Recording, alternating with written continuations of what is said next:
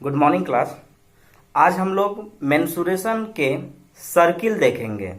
Mensuration का मतलब क्षेत्रमिति और सर्किल का मतलब ब्रीथ। उसके कुछ पहले हम लोग फॉर्मूला पढ़ेंगे, वो उसका फिगर वगैरह कैसे होता है उस चीज को समझेंगे। उसके बाद हम लोग क्वेश्चन पे आएंगे। तो सबसे पहले चीज की आज मैं बताऊं कि आज हम लोग मेंसुरेशन पढ़ रहे हैं। मेंसुरेशन का मतलब होता है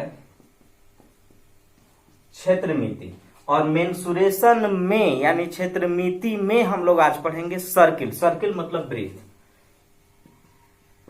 सर्किल का मतलब ब्रीथ। आज हम लोग इस चीज को पढ़ेंगे। आपको मालूम है कि सर्किल यानी ब्रीथ उसको कहते हैं जो ऐसा गोलाकार होता है। ये हुआ हमारा सर्किल। सर्किल का मतलब ब्रीथ। इसमें यहां पर एक सेंटर होता है जिसको हम लोग केंद्र कहते हैं, यानी हम इसको बोल सकते हैं कि ये वाला चीज हमारा केंद्र है। इंग्लिश में इसको हम सेंटर कहते हैं। ये हुआ सर्किल यानी ब्रीथ। तो यहां पर आपको पता है कि केंद्र पर 360 डिग्री का एंगल बनता है, यानी ये टोटल जो हमारा हुआ वो 360 डिग्री का हुआ, 360 डिग्री का हुआ। अब इसमें अगर हम चाहें तो अगर मैं इस चीज को ऐसे हाफ कर दूं तो यहां पर 180 डिग्री बनेगा, और भी कर दूं इसको तो फिर 90 डिग्री बनेगा। और फिर अगर आप इसको ऐसे करके मिला दें तो टोटल 360 डिग्री हो जाएगा। कैसे होगा देखिए, 90 डिग्री ये भी है, 90 डिग्री ये भी है, 90 ये भी है और 90 ये भी है। अगर आप टोटल देखेंगे तो टोटल हो जाएगा 360 डिग्री, 360 डिग्री। लेकिन क्योंकि हम लोग मेंसुरेशन पढ़ रहे हैं तो मेंसुरेशन में एरिया यानी क्षेत्रफल की बात किया जाता है, या सरकमफेरेंस यानी परिधि की बात किया जाता है। तो हम लोग उस हिसाब से पढ़ेंगे। एंगल वाला पढ़ना है हमें ज्योमेट्री में, ज्यामिति जिसको बोलते हैं, वहां हम लोग एंगल वाला चीज पढ़ेंगे। फिलहाल हम लोग यहाँ पर एरिया यानी क्षेत्रफल और सर्किल सरकमफेरेंस यानी परिधि को पढ़ेंगे। तो आप धीरे धीरे एक तरफ से समझते चलेंगे। जैसे इसमें क्या क्या चीज है, तो अभी हमने देखा कि एक गोलाकार हो जो साइकिल के टायर की तरह है, या फिर कोई भी गाड़ी का पहिया जिसको बोलते हैं व्हील, पहिया की तरह है, और उसी को हम सर्किल यानी ब्रीथ कह लेंगे। ये बिंदु जो है ये केंद्र है जिसको इंग्लिश में सेंटर बोलते हैं, और वहां पर 360 डिग्री का एंगल बनता है। तो अब यहां पर हमें देखना ये होगा कि कहता है कुछ कुछ बारीकी चीज देख लेते हैं। जैसे केंद्र से, ये वाला ध्यान रखिएगा, अंदर वाले भाग की बात अगर करेगा तो इसको हम लोग क्षेत्रफल बोलते हैं, इंग्लिश में एरिया। अंदर में कुछ भी चीज हमसे निकलवाएगा तो वो हुआ क्षेत्रफल यानी एरिया। और बाहर बाहर ये वाला चीज अगर हमें कोई चीज भी कहेगा तो इसको हम लोग कहते हैं परिधि। इंग्लिश में इसको हम सरकमफेरेंस कहते हैं। तो हम लोग दो तीन चीज जान गए कि अंदर की बात किया तो एरिया यानी क्षेत्रफल निकलवा रहा है, और अगर बाउंड्री की बात कर रहा है, बाहर बाहर की बात कर रहा है, तो परिधि यानी सरकमफेरेंस निकलवा रहा है। अब अंदर की बात करने की क्या मतलब हुआ, तो हम ऐसा कह सकते हैं कि जैसे मान के चलिए कि मेरे पास कोई खेत है, कोई खेत, खेत का मतलब फार्म बोल सकते हैं, पीस ऑफ लैंड बोल सकते हैं। जो हमारे पास खेत है और वो खेत हमारे पास इस टाइप का गोलाकार है, और जब गोलाकार है तो वह सर्किल यानी ब्रीथ कहलाया। अब खेत के अंदर में कहेगा कि आप उसमें हेंगा दे दीजिए। हेंगा का मतलब प्लेन करना बोलते हैं, गांव देहात में इसको हेंगा देना बोलते हैं, जिसको हम लोग इंग्लिश में प्लेन करना कह सकते हैं। तो अगर हमें प्लेन करना यानी हेंगा देना होगा तो हम क्षेत्रफल यानी एरिया निकाला करेंगे। फिर कहेगा कि आप इसमें कोई फसल बोइए या काटिए, या इस के अंदर में कोई काम कीजिए। तो फसल बोना होगा, काटना होगा, तो आप सारा चीज जान जाएंगे कि इसमें एरिया यानी क्षेत्रफल निकाला जाता है। अब अगर मैंने किसी खेत में अपना कोई फसल मैंने लगा लिया, तो जब भी फसल लगाना होगा तो फसल का मतलब एरिया यानी क्षेत्रफल में निकाला जाता है। क्वेश्चन कैसे आएगा वो बाद में देखेंगे, पहले लैंग्वेज को समझ लेते हैं, कंसेप्ट को समझ लेते हैं, जो कि हमारे लिए बहुत ज्यादा आसानी फिर हो जाएगा। तो याद रखेंगे कि खेत के अंदर में कोई काम करवाएगा आपसे तो वो एरिया यानी क्षेत्रफल निकाला जाता है। अब कह रहा है कि मान के चलिए कि मैंने यहाँ पर फसल लगा लिया। अब फसल जब लगा लिया तो फसल को कोई जानवर यानी एनिमल चर न जाए, इसके लिए हमें यहाँ पर कुछ करना पड़ेगा। तो यहां पर अगर आपको करना पड़ेगा तो यहां पर हिंदी में बोलता है बाढ़ लगाना, इसको बोलते हैं घेराबंदी करना, घेराबंदी करना, इसी को बोलते हैं फेंसिंग इंग्लिश में। तो जब कभी भी बाढ़ लगाने को बोले, हिंदी में बाढ़ बोलेगा जी, आपको ये नहीं कहेगा कि हम घेराबंदी कर रहे हैं, आपसे ये बोलेगा कि बाढ़ लगाना है मुझे। तो बाढ़ का मतलब आपको समझना है कि ये घेराबंदी करने को कह रहा है। घेराबंदी का मतलब इंग्लिश में फेंसिंग करने को कह रहा है। तो याद रखिएगा कि अगर आप खेत के अंदर में कोई काम कर चुके हैं तो अब आपको आरी पर काम करना पड़ेगा। आरी का मतलब शॉर्ट रॉड, इंग्लिश में शॉर्ट रॉड बोलते हैं इसको, आरी को। तो हमें आरी पर काम करना पड़ेगा। अब यहां हम क्या कर सकते हैं, तो यहां पर हम कांटेदार कोई भी लगा सकते हैं, वैसा चीज जो बाउंड्री की तरह दिखे, उसके अंदर में कोई भी जानवर प्रवेश करके हमारा फसल न खा सके। इसके लिए हम यहाँ पर बाड़ लगाते हैं यानी घेराबंदी यानी फेंसिंग करते हैं। तो याद रखिएगा कि जब कभी भी कहेगा कि आप फेंसिंग कीजिए, बाड़ लगाइए, घेराबंदी कीजिए, तो आप समझ जाइएगा कि ये परिधि की बात कर रहा है, ये परिधि की बात कर रहा है यानी सर्कमफेरेंस की बात कर रहा है। तो हमने 2-3 चीज देख लिया और बस यही चीज मेन है कि जब कभी भी फसल लगाने काटने की बात करेगा, हेंगा देना, जोतना, जो कुछ की भी बात करेगा वो सर्किल के अंदर होता है और उसमें एरिया यानी क्षेत्रफल निकाला जाता है। बाड़ लगाने को बोलेगा, बाड़ लगाना का मतलब घेराबंदी करना, घेराबंदी मतलब फेंसिंग करने को बोलेगा, तो आप समझिएगा कि ये सर्कमफेरेंस यानी परिधि की बात कर रहा है और हम परिधि निकाल लेंगे और हमारा काम हो जाएगा। तो हम ये सारा चीज धीरे धीरे करके देखेंगे। तो आगे हम यहाँ पर ये देखते हैं, सारा चीज नोट करते जाइएगा ताकि आपको परेशानी ना हो। अब यहाँ देखिए इसमें कोई चीज है बहुत सा बेसिक, मतलब ये बेसिक हुआ, ऐसा मत सोचेंगे कि डायरेक्ट पॉइंट पर आ जाए, पॉइंट पर नहीं आ पाएंगे। बहुत सारे स्टूडेंट ऐसे हैं जो कुछ भी नहीं जानते हैं, तो उनके लिए पहले बेसिक बताना जरूरी है, उसके बाद फिर हम कुछ यहाँ पर कर सकते हैं। देखिए ये हुआ हमारा सर्किल यानी वृत्त, ये हुआ हमारा केंद्र यानी सेंटर। अब कहता है, और इसको पता ही है कि ये परिधि होता है सर्कमफेरेंस, तो केंद्र से परिधि की दूरी, केंद्र से परिधि की दूरी को आर कहते हैं। आर का मतलब क्या, तो आर का मतलब रेडियस, और रेडियस मतलब क्या, तो त्रिज्या। केंद्र से परिधि की दूरी को, सेंटर से सर्कमफेरेंस के डिस्टेंस को आर यानी रेडियस, रेडियस का मतलब त्रिज्या कहा जाता है। तो एक वृत्त में यानी सर्किल में 2 त्रिज्या होते हैं, यहां से लेकर के यहां तक, ये भी त्रिज्या यानी आर ही है। लेकिन अगर आप यहां से यहां तक देखेंगे, अगर मैं नाम दे दूं ए और बी, तो देखिए एक सर्किल यानी एक वृत्त के अंदर में 2 त्रिज्या हैं, लेकिन इन दोनों त्रिज्या को अगर एक साथ हम कहेंगे तो यहां से यहां तक की दूरी को व्यास कहते हैं, जिसको इंग्लिश में डायमीटर कहते हैं। यानी हम कह सकते हैं कि ए बी एक व्यास है, ए बी एक व्यास है जिसको हम डायमीटर कहते हैं। तो यानी हम कह सकते हैं कि डायमीटर को डी से डिनोट करते हैं, तो कह सकते हैं कि डायमीटर यानी व्यास बराबर 2r। डायमीटर मतलब व्यास बराबर 2r, यानी यहां से यहां तक की दूरी को व्यास यानी डायमीटर बोलते हैं, जिसको डी से बोलते हैं, डी मतलब 2r। अब इसमें बहुत सारे चीज और चीज हैं, जैसे यहां देखिएगा कि एक सर्किल है यानी ये एक वृत्त है, ये हमारा केंद्र हुआ यानी सेंटर हुआ। अब इसमें कहता है कि आप इसको अलग अलग बांट सकते हैं। जैसे 2 भागों में तो हमने यहां बांट दिया, इसको मैंने बांटा तो ये 2 भाग में बट गए, एक ये बटा एक ये बटा, लेकिन दोनों इक्वल था, बराबर। लेकिन और भी तरीके से तो हम इसको काट सकते हैं। तो हम यहां पर कह सकते हैं कि अगर हम ऐसे ये कर दिए तो यहां से यहां तक जो मैंने लाइन खींचा इसको मैं जीवा बोलूंगा, इंग्लिश में इसको कॉर्ड बोलते हैं। अब यहां पर दो पार्ट में ये बट गया, एक बटा ये पूरा बड़ा वाला, ये पूरा, और एक बटा ये छोटा वाला। एक बटा बड़ा वाला में और एक बटा छोटा वाला में क्वेश्चन कैसे करेगा ये हम बाद में देखेंगे, पहले हम चीजों को समझ लेते हैं।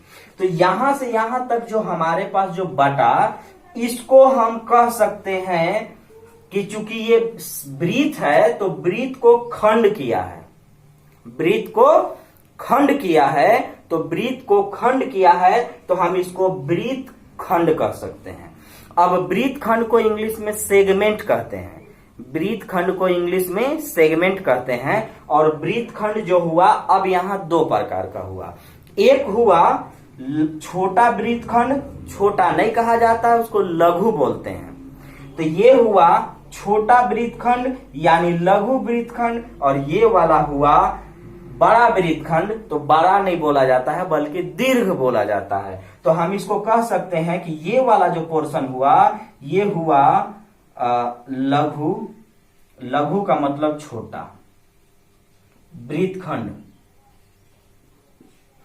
लघु मतलब छोटा, लघु ब्रीथ खंड यानी छोटा ब्रीथ खंड। और इसको हम इंग्लिश में कह देते हैं, लघु मतलब छोटा, छोटा मतलब माइनर होता है, माइनर सेगमेंट हम कह लेंगे इसको। अब ये वाला पूरा एरिया बड़ा वाला है, तो बड़े वाले को हम बोलते हैं कि बड़ा ब्रीथ खंड, लेकिन यहां बड़ा नहीं बोलते हैं बल्कि इसको बोलते हैं दीर्घ, दीर्घ ब्रीथ खंड, दीर्घ ब्रीथ खंड। ये पूरा एरिया हुआ तो दीर्घ ब्रीथ खंड इसको बोलेंगे। और दीर्घ ब्रीथ खंड को हम यहां इंग्लिश में बोल लेंगे मेजर सेगमेंट।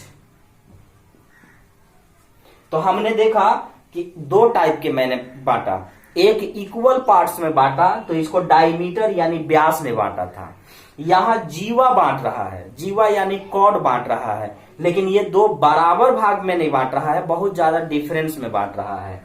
एक छोटा ब्रीथ खंड में जैसे ब्रीथ को खंडित कर दिए, काट दिए, तो वो ब्रीथ खंड कहलाएगा। छोटे वाले पार्ट को लघु ब्रीथ खंड यानी माइनर सेगमेंट कह लेंगे, बड़े वाले भाग को दीर्घ ब्रीथ खंड यानी मेजर सेगमेंट कह लेंगे। अब इसके अलावा और भी तरीके हैं जो इस सर्किल यानी ब्रीथ को अलग अलग तरीके से बांटा जा सकता है। आप वीडियो पॉज कर करके ये सारा चीज नोट कर लेंगे और देखते जाएंगे, क्योंकि अभी मैं समझाते जा रहा हूं और फिर हम आपको बताएंगे, फिर क्वेश्चन पे आएंगे कि वो कैसे होता है। तो उससे पहले चीज आप इसको जानना होगा बहुत अच्छे से, तब जाकर के कुछ समझ पाइएगा।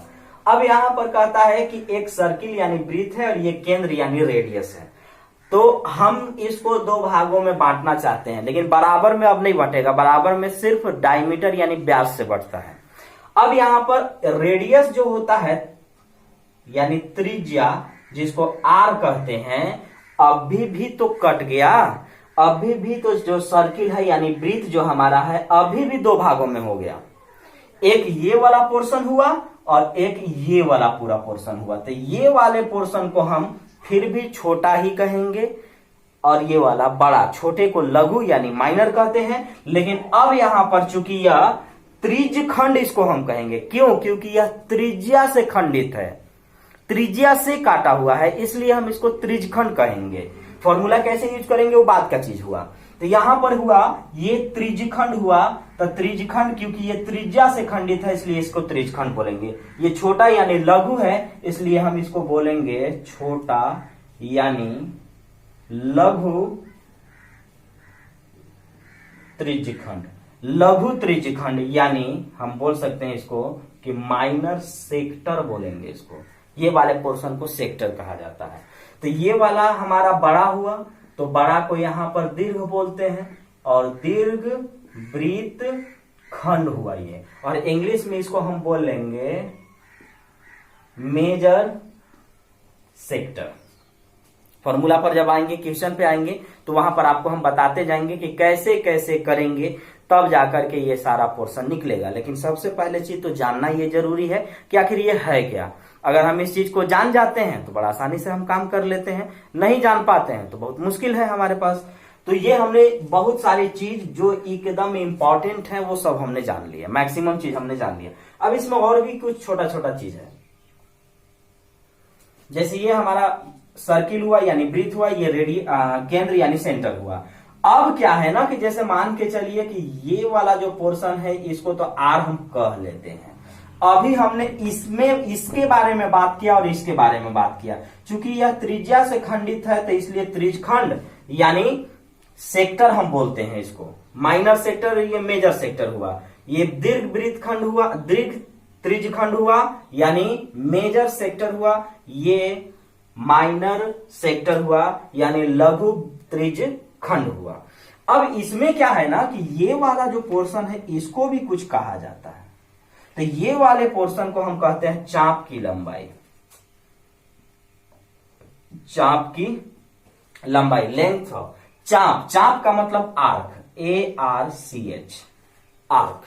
आर्क मतलब चाप, चाप की लंबाई। तो ये वाले पोर्शन को चाप की लंबाई कहा जाता है। ये वाले पोर्शन को चाप की लंबाई कहा जाता है, यानी इसको आर्क हम लोग बोलते हैं। अब कुछ फॉर्मूला हम लोग देख लेते हैं। मैक्सिमम सारा चीज हमने देख लिया जहां से क्वेश्चन बनते हैं। तो अब कुछ फॉर्मूला हम लोग देखते हैं। अब लिख इसलिए रहा हूं फॉर्मूला ताकि कुछ है क्या ना कि सुनने और देखने से याद हो जाता है, इसलिए इसमें बेसिक सा फॉर्मूला होगा। जैसे सर्किल हम लोग पढ़ रहे हैं और सर्किल का मतलब हम लोग ब्रीथ पढ़ रहे हैं। तो अब यहां पर कहेगा, और आपको मैंने बता दिया है कि क्षेत्रफल, एरिया का मतलब क्षेत्रफल होता है। तो हम कह सकते हैं कि यहां पर जो होता है ब्रीथ का क्षेत्रफल, तो ब्रीथ का क्षेत्रफल होता है πr²। अब ब्रीथ का क्षेत्रफल हो गया है यानी एरिया ऑफ सर्किल हो गया है। तो एरिया ऑफ, लिख देता हूं, area of circle, area of circle होता है πr²। अब कहता है कि ब्रीथ की परिधि, तो ब्रीथ की परिधि होता है 2πr। ब्रीथ की परिधि होता है 2πr, जिसको हम बोल सकते हैं कि सरकम फेरेंस ऑफ सर्किल। इसको हम बोलेंगे कि सरकम फेरेंस ऑफ सर्किल यानी ब्रीथ की परिधि। अब इसमें मैंने आपको चाप की लंबाई बताया यानी लेंथ ऑफ आर्क बताया, तो हम उसको बोल सकते हैं। तो हम लिखेंगे यहां पर कि चाप की लंबाई, तो चाप की लंबाई यानी लेंथ ऑफ आर्क, ये होता है थीटा बटा में 360 इंटू 2πr। थीटा बटा में 360 इंटू 2πr। अब इसमें हमने क्या किया था कि हम यहां पर वृत्तखंड का क्षेत्रफल देखे हैं, त्रिज्यखंड का क्षेत्रफल हमको देखना होगा। तो यहां हम क्या करेंगे कि त्रिज्यखंड का क्षेत्रफल, त्रिज्यखंड का क्षेत्रफल, त्रिज्यखंड का मतलब जी, त्रिज्यखंड का मतलब area of sector, area of minor sector होता है, माइनर सेक्टर। त्रिज्यखंड का क्षेत्रफल, तो त्रिज्यखंड का जो क्षेत्रफल होता है वो होता है थीटा बटा में 360 इंटू πr²। बस फिलहाल के लिए इतना, और भी है लेकिन इतना के बाद अगर ये आपको अच्छे खासे याद हो गए तो उसको जब मैं अप्लाई करूंगा तो आपको, जैसे एक और पोर्शन है लेकिन उस पोर्शन को समझने से पहले है कि अगर ये इस चीज की प्रैक्टिस आप ढंग का कर लेंगे तो आपका काम हो जाएगा। एक बार फिर से, सर्किल मतलब ब्रीथ, एरिया मतलब क्षेत्रफल। ब्रीथ का क्षेत्रफल πr², जिसको एरिया ऑफ सर्किल बोलते हैं। ब्रीथ की परिधि 2πr, जिसको सरकमफेरेंस ऑफ सर्किल कहते हैं। चाप की लंबाई यानी लेंथ ऑफ आर्क थीटा बटा 360 इंटू 2πr। त्रिज्यखंड का क्षेत्रफल यानी area of minor sector theta बटा 360 πr²। तो ये रहा हमारे पास कुछ सर्किल यानी ब्रीथ के बहुत ही अच्छे कंसेप्ट, जिसके इसी के आधार पर टोटल सर्किल यानी ब्रीथ के सारे क्वेश्चन को हम सॉल्व आसानी से कर सकते हैं। एक फॉर्मूला, दो फॉर्मूला और है जिसको हम अभी नहीं बताना चाहते हैं, वो हम आपको बताएंगे आगे, इसलिए क्योंकि यहां पर इस चीज का प्रैक्टिस अगर हम लोग कर लेते हैं तो फिर आगे उस क्वेश्चन को करने में बहुत ही ज्यादा आसानी हमें हो जाएगा। तो आप याद रखेंगे ये सारे फॉर्मूला को। और अब हम लोग अगले वीडियो में मिलते हैं, जहां पर हम लोग देख लेंगे कि इस क्वेश्चन को हम लोग सॉल्व कैसे करें। यानी नेक्स्ट वीडियो में हम लोग डायरेक्ट क्वेश्चन पे आएंगे। ये फॉर्मूला आपको सिर्फ सारा चीज इसलिए बताया गया है ताकि उस चीज को आप पढ़ें और प्रैक्टिस करें, याद रखें, ताकि अब क्वेश्चन में डायरेक्ट जो हम अप्लाई करेंगे वो आपको कंफ्यूजन ना हो कि आखिर एरिया यानी क्षेत्रफल कहाँ वाला है, सरकमफेरेंस यानी परिधि कहाँ वाला है, कौन सा रेडियस यानी त्रिज्या कहलाता है। ये सारा परेशानी आप में नहीं होना चाहिए। माइनर मेजर कौन है यानी लघु दीर्घ कौन है, कौन सा एरिया कहां से खंडित यानी काटा गया है, और काटने के बाद उसको क्या कहा गया है। अगर इस सारे चीज को अगर आप समझ लेते हैं तो आपके लिए सर्किल बहुत आसान हो जाता है, जो कि आपको एग्जाम में पता ही है कि कोई भी एग्जाम उठाइए तो वहां से मेंसुरेशन के क्वेश्चन मिलने ही मिलना है। और सर्किल क्या कहना मतलब सारा चीज तो इंपॉर्टेंट ही है, हमें हर एरिया को टच करके देखना होगा, सारे चीज को हमें आराम से पढ़ना होगा। तो चलिए फिर ठीक है, नेक्स्ट वीडियो में हम लोग मिलते हैं।